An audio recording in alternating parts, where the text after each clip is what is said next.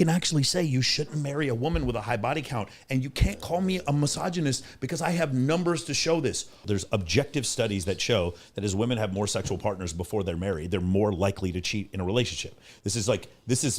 The thing is, like, how could you possibly have believed it? Can we say it again? Yeah. So again, the GSS survey, where it basically shows that on average, they surveyed anonymously thousands of people. Actually, I think it was like 750 couples, something like that. They surveyed these people and they said, if you cheated, remember, it's anonymous. They're more likely to tell the truth. About 30% of the women admitted to cheating. So then they went and said, what was your body count before you got married? And then they looked at the women who didn't cheat. What was your body count before you got married? For women who did cheat, it was like 8.9. They'd had sex with 8.9 partners before they got married, and women who didn't cheat, it was about like 3.2. All right, so that's forget 3.2 and 8.9. That means there's over a 200% increase in bodies for women who cheated versus women who didn't cheat. You cannot say that's not a correlation. That's at least something to look into. Now, no one in their right mind is going to look into this. There is no university in the country that is going to do a survey that proves that as women have more sexual partners, that they're more likely to cheat in a relationship. They would be defunded in 2 seconds. Quickly. And here's another piece of proof. If there was a single study out there that showed a neutral or positive correlation between women staying in a marriage and having more sexual partners, if you publish that study, you would instantly win the Nobel Prize in psychology. Without review, you would instantly win the Nobel Prize. If there was a study that showed women who had more than 20 sexual partners were made better wives, that would immediately, that would be funded. There would be Berkeley, Stanford, Harvard, everyone would be doing studies of it. But the problem is no one even wants to delve into this, because if you do, you know what the answer is going to be. So now I have an actual, now I can actually say you shouldn't marry a woman with a high body count, and you can't call me a misogynist because I have numbers to show this.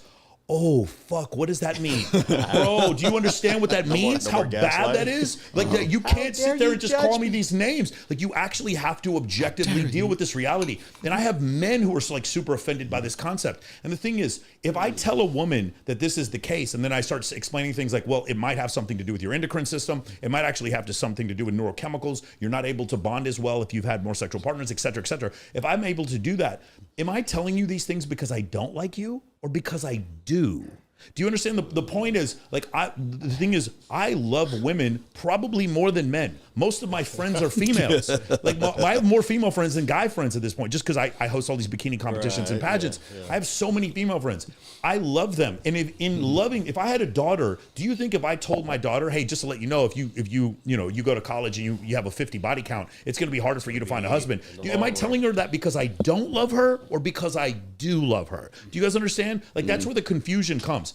And so now I have this objectionable scientific reason for women to have fewer sexual partners before they get married. And by the way, if you don't, here's the other thing, right? There's women who hear this and they're like angry about it. And I talk to the women, I'm like, you don't want to get married anyway.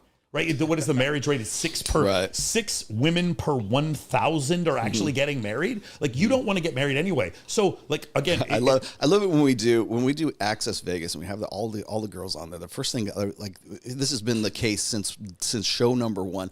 We'll have guys in the comments saying, "I would never marry any of these girls. They're all unmarriageable. They're all plastic. They have big, giant, fake boobies and lips that look like Kim Kardashian." 2 thumbs up. And they will just hit. I'm like, well, if you're against marriage in the first place, why the fuck would that make any why do you care? Who cares? And by the way, actually, they're probably the best ones that you can get. Let me say something else.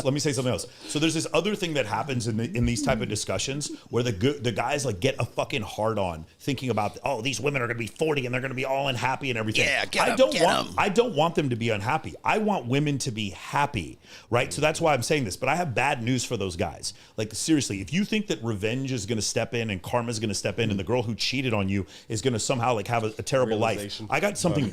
The only thing that's bigger than the OnlyFans like virtual like prostitute economy, the only thing that's running bigger than that is the simp economy. The simp economy is outrunning it, because if you have the number of men in the future who are going to be virgins at the age of 30 is going to fucking skyrocket. Wow. There is going to be a plentitude of simps to save these women when they're 35. Don't get it twisted. I don't care how mad that makes you. There is going to be a plethora of beta male. I shouldn't use that term. Sorry, Charleston White. Gotta get back to that. A plethora of beta males to save these women, and it's just just going to increase over time because we're not. It's like when you hear old people like, well, get off your phones and get away from the social media and get back into the real world. The real world includes social media, granddad. And your phone. I'm sorry to be the one to tell you this. And like dudes who are on social media and actually good on social media are having, like, again, 0 sexual partners, the bottom 26%. The average guy in North America, I think, is like 5 or 6 sexual partners. And once you get a bunch above the top 5%, it's 150 sexual partners. So the scale looks like this. I got news for you. These guys right here are all fucking stunning on Instagram. I guarantee you all they are. Do not care about you. They don't care about you. They don't care about this argument. They're taking your girl. They're fucking her in Miami. They don't give a shit, bro. She's not it's Future. Future is literally sitting there telling you guys,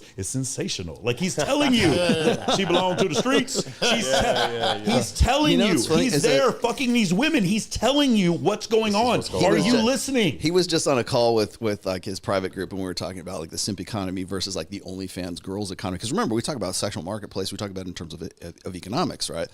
And then you're talking about, the simp economy is actually bigger than the OnlyFans. Well, I hope I'm quoting this right, but I think it was Warren Buffett who said something like, the market can stay chaotic longer than you can stay solvent. It's exactly the same dynamic. It's so crazy. Like the simps can stay, they can stay chaotic forever, and you're never going to remain solvent. You're never going to outlast Here's the problem this is the reason why we do our show that's different. Here are 2 different concepts. This is a concept of getting 6-pack abs, making an outrageous amount of money, and dating the most beautiful woman you've ever seen in your life. Being happy inside and out, and living a fulfilling life, and then having children and offspring and generational wealth to leave to them, and having buildings named after you. That's this side. This is success.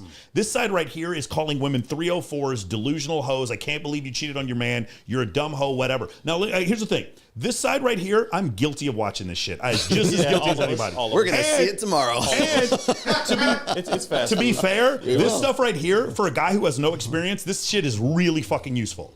But I'm only interested in this. I'm only interested in this. I'm only interested in your approval, not the destruction of your ex who cheated on you. I'm only interested in men uplifting themselves.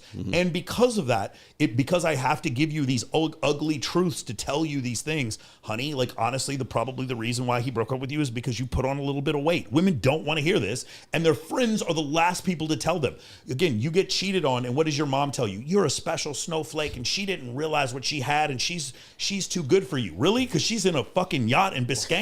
She's not thinking about me at all. Like, I don't really, like, these hard truths. She chose another dude. Yes, she was a slut for sure. But like, the thing is, there's still things that you can improve. Every time a girl cheats on you, she's doing you a favor. Every time a guy leaves your company, he's doing you a favor. Amen. Like, you just have to look at it from that standpoint.